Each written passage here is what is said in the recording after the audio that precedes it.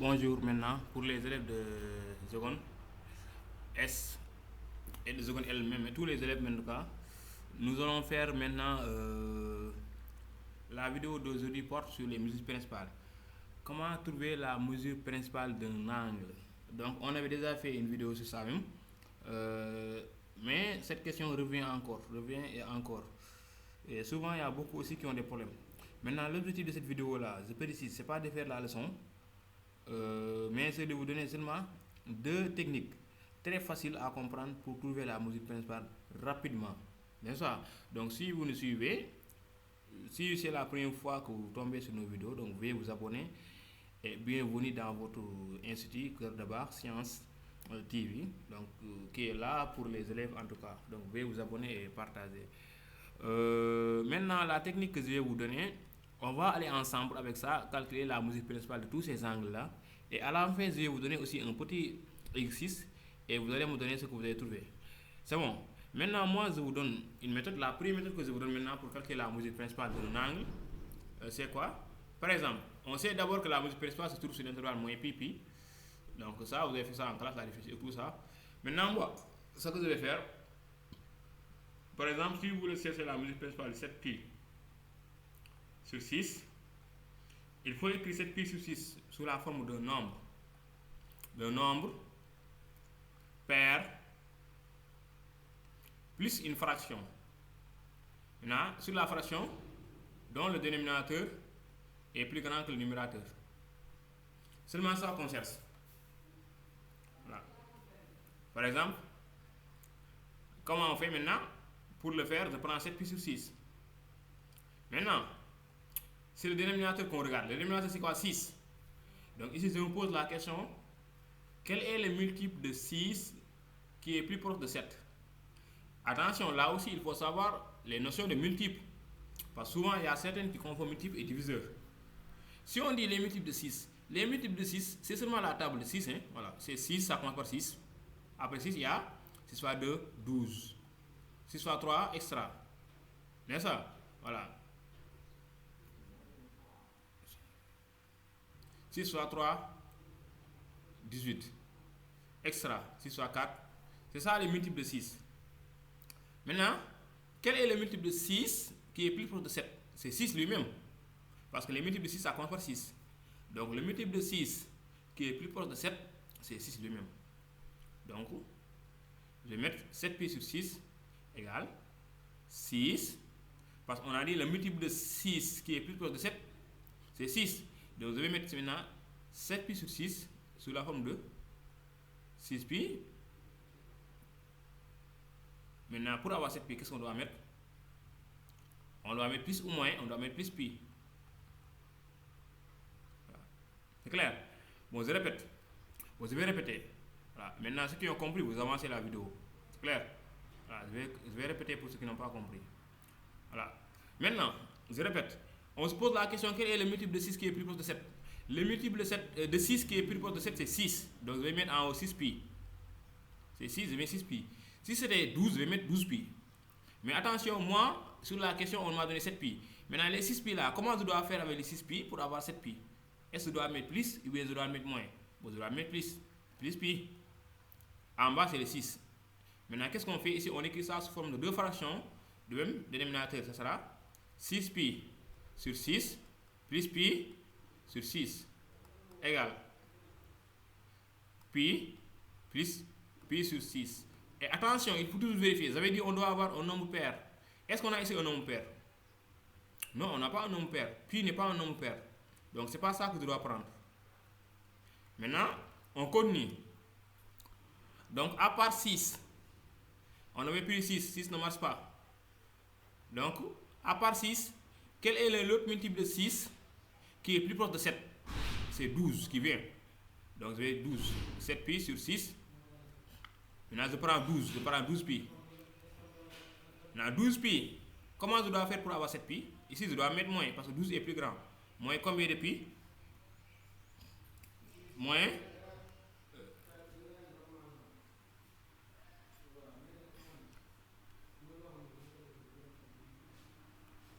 C'est 12 moins 5. 12 pi moins 5 pi. sur combien? Sur 6. Bon, souvent, si la première, ou bien le premier multiple ne marche pas, vous prenez le deuxième essai. Et ça, souvent c'est 2 essais seulement. 12 sur 6, on met 12 pi sur 6 moins 5 pi sur 6 égale 12 sur 6, ça donne combien? Ça donne 2. Donc on doit 2 pi. 12 pi sur 6, ça fait 2. Les 12 sur 2 là, ça fait 12 sur 6, ça fait 2. Il y a un pi donc, ça fait 2 pi. Moins 5 pi sur 6. Ensuite, on vérifie toujours. Est-ce que j'ai un nombre pair? Oui, j'ai un nombre pair. 2 est un nombre pair. La fraction que j'ai, quelle est la fraction? Le dénominateur c'est 6. Le numérateur c'est moins 5. Le dénominateur est plus grand que le numérateur. Ok. Donc, le nombre pair, on l'écarte. Et l'autre, la fraction, sera la mesure principale. Maintenant, ici, quelle est la fraction? La fraction c'est moins 5 pi sur 6. Donc, la mesure principale c'est moins 5 pi sur 6. Bon, on va prendre un autre exemple. Par exemple, je prends 8 pi sur 3. Je prends 8 pi sur 3. Donc, quand je prends 8 pi sur 3, 8 pi sur 3. Donc, c'est la même question qu'on se pose. Hein. Quelle est la question qu'on se pose? Le 8 pi sur 3, on doit écrire ça sous la forme d'un nombre pair plus une fraction A sur B. Pour le faire, quand tu prends 8 pi sur 3, qu'est-ce qu'on se demande? Quelle est la question qu'on se pose? Quel est le multiple de 3 qui est plus proche de 8? Maintenant, quels sont les multiples de 3? Les multiples de 3, il y a 3. Ensuite, 6. Ensuite, 3 fois 2, 6. 1. 3 fois 3, 9. 3 fois 4, 12, etc. C'est ça les multiples de 3. Maintenant, on regarde ici. Parmi les multiples de 3 là, qui est plus proche de 8? C'est 9. Attention, c'est 9. Donc, je vais mettre maintenant égal. Le 8 pi là, maintenant, je vais écrire ça sous forme de 9 pi.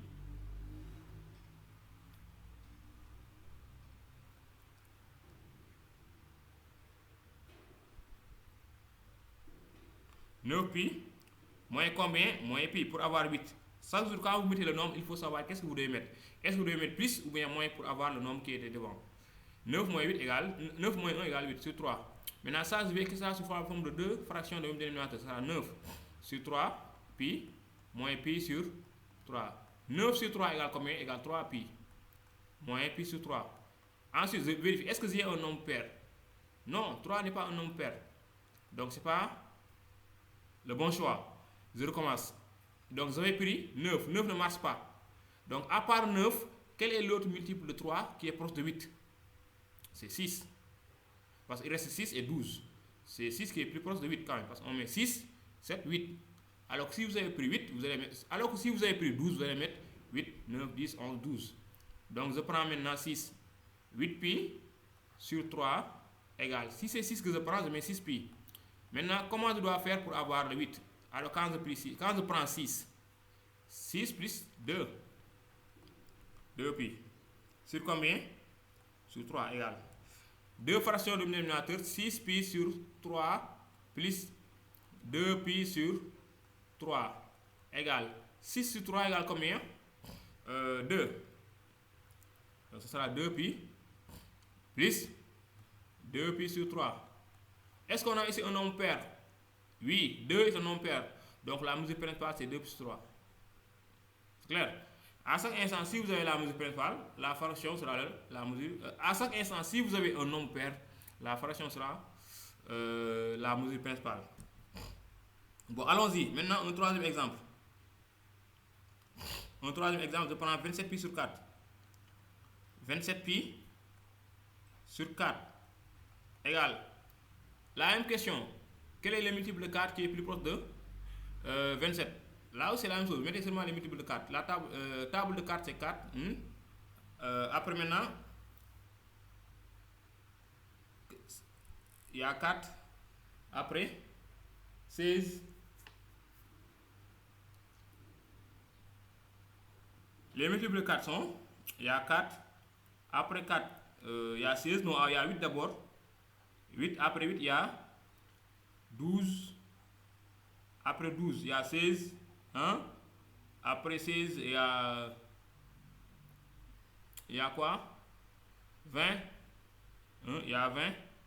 après 20, 24, après 24, 28, hein? Après 28, 32. C'est clair? Maintenant, ici, on se demande quel est le multiple de 4 qui est plus proche de 27. Bon, déjà, on voit que c'est 28. 28 est plus proche de 27. Donc, c'est le 28 là que je vais prendre. D'abord, je prends le 28. Si ça ne marche pas maintenant, je change. Mais je prends 28. Je mets ici 28, pi. Maintenant, les 28 là, comment je dois faire pour avoir 27? Je mets moins pi. 28 moins pi sur 4. Maintenant, après, je vais mettre ça sous forme de deux fractions de dénominateur. Ensuite, quand je fais ça, je vais avoir déjà 28 sur 4. Et ça sera un nombre pair. 28 divisé par 4. Ça donne 7. Bon, c'est pas grave, je mets ça. Ça sera 28 pi sur 4 moins pi sur 4. 28 sur 4, c'est 7. 7, c'est pas un nombre pair. Donc, je change. C'est pas un nombre pair, donc je recommence. Maintenant, quand vous essayez dans le cahier de brouillon, parce que ça, ne le mettez pas dans votre cahier de cours ou bien dans votre devoir. Dans votre devoir, vous mettez seulement là ce qui est correct. 27 pi sur 4. Maintenant, à part 28, quel est l'autre multiple de 4 qui est proche de 27? Oui, c'est quoi? Qu'est-ce qui reste là-bas? Il reste les multiples, il reste 24, parce que 28 ne marche pas, donc il reste 24 et 32. Maintenant, vous regardez, 27, quand vous dites 27, vous allez dire quoi? 28, 29, 30, 31, 32. Donc l'écart entre 27 et 32, c'est combien? 1, 2, 3, 4, 5. Quand tu prends 24, 25, 26, 27, donc c'est 24 qui est plus proche de 27. Donc on prend 24 pi. Vous avez ici 27, donc je dois mettre combien? Plus 24, 25, 26, 27. Plus 3 pi. Plus 3 pi sur 4 égale. Maintenant ici on met 24 sur 4. 24 pi sur 4 plus 3 pi sur 4 égale. 24 sur 4 c'est 6. Ça sera 6 pi plus 3 pi sur 4. Est-ce qu'on a ici un nombre pair? Oui, 6 est un nombre pair. Donc la mesure principale de 27 pi sur 4 c'est 3 pi sur 4. C'est bon. Mais maintenant, je vous donne un nombre négatif par exemple. Parce que sûrement, vous allez demander ça. Si c'est un nombre négatif, comment on fait? Moins 17 pi sur 3. Mais c'est la même chose. Le moins là, on se pose seulement la question, quel est le multiple de 3 qui est plus proche de 17? Et c'est quoi? C'est 18. Oui, c'est 18. 3 fois 9, 18. Non. 3 fois 5, 15. 3 fois 6, 18. Hein? Voilà, c'est 18. Donc je vais mettre moins 18. Puis, parce qu'il y a le moins il va venir. Moins 18. Mais si j'avais combien? Moins 17. Pour avoir moins 17, je mets plus 1. Plus pi. Moins 18 plus 1 égale moins 17. Sur 3 égale. Maintenant, qu'est-ce qu'on met? 18 sur, ça sera moins 18 pi sur 3 plus pi sur 3 égale moins 6. Moins 6. 18 sur 3 c'est 6. Ça sera moins 6 pi plus pi sur 3. Je me pose encore la question, est-ce que le 6, moins 6 est pair? Oui, moins 6 est un nombre pair.